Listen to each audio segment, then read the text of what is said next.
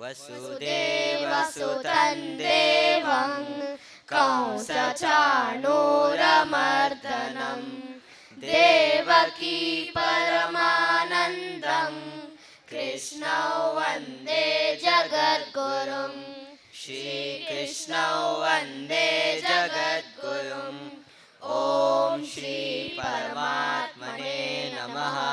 श्रीमद्भगवद्गीता अथ द्वादशोऽध्यायः।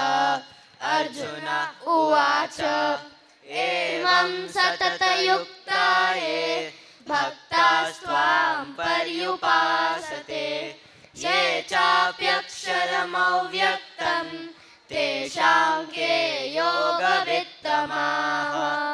श्रीभगवानुवाच मय्यावेश्य मनो ये मां नित्ययुक्ता उपासते श्रद्धया परयोपेतास्ते मे युक्ततमा मताः।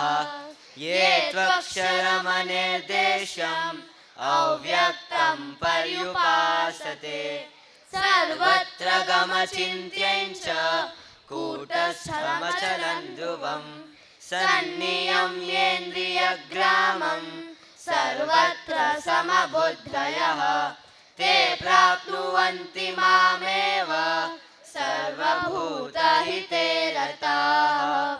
योगेशं सच्चिदानन्दं वासुदेवं व्रजप्रियं धर्मसंस्थापकं वीरं कृष्णं वन्दे जगद्गुरुं श्रीकृष्णं वन्दे जगद्गुरुं।